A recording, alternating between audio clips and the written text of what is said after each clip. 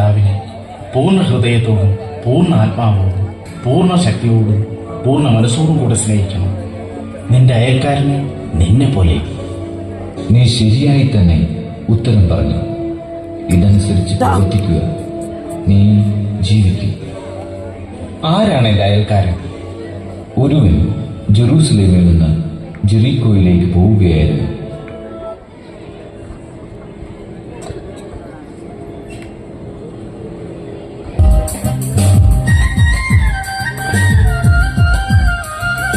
പുലരിപൂത്തൊരു നേരത്ത്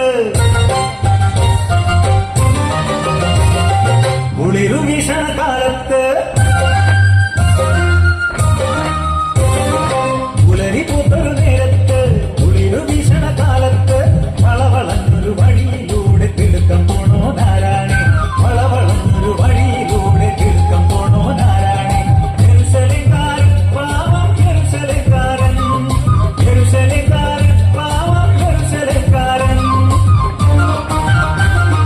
പുലരിപൂത്തൊരു നേരത്ത് കുളിരു വീശണ കാലത്ത് വളവളഞ്ഞൊരു വഴിയിലൂടെ തിടുക്കം പോണോ നാരായണി.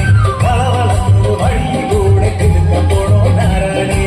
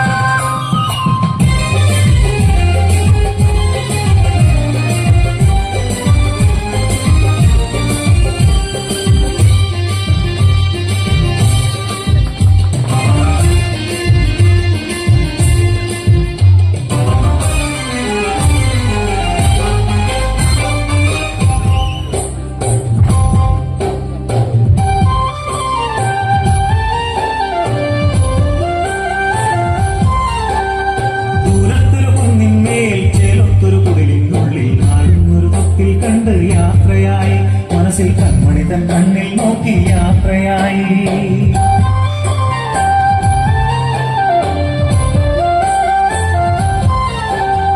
വേഗം വിടത്താനായി കൺമണിയെ കാണാനായി താരാട്ടും മൂളി കാതൻ യാത്രയായി. കനിയേട വഴിയെ താണ്ഡവുമായി യാത്രയായി. ആരാരും എല്ലാ വഴിയിൽ പുരതേറും കഴുകക്കൂട്ടം ആവാളപ്രാവിനെ രാജ കാത്തു നിന്നു. കള്ളന്മാരഞ്ചു പേരാത്തിയോട് ആ വഴി കാത്തു നിന്നു, വഴിയിൽ കാത്തു നിന്നു.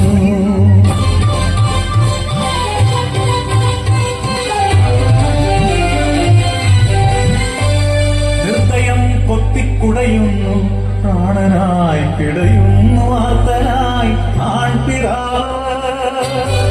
ചോരവിയർപ്പാക്കി നേടിയതെല്ലാം ആ കള്ളന്മാർ കവർന്നെടുത്തു. ചോരവാർന്ന വഴിയിൽ കിടന്നയാൾ മൃതപ്രായനായി വിജനതയിൽ.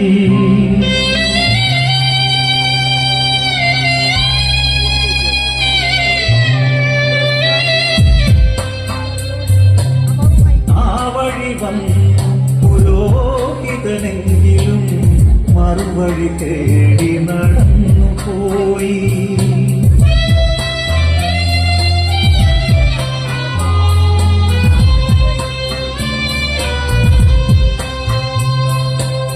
പിന്നിലായി വന്നൊരു ലേവായനെങ്കിലും തൻ വഴി നോക്കിയടന്നു പോയി.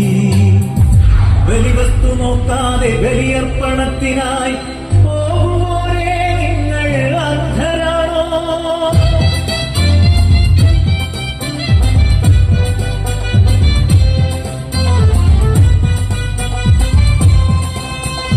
വന്നോരും പോയി കണ്ടോരും പോയി മൂന്നാമനാരോ വരുന്നുമെല്ലേ തൻ കഴുതനിലായി. ശമരായണവൻ ശരവേഗത്തിൽ സഹജന്റെ നേരെ നോക്കി മടിയിലെത്തി.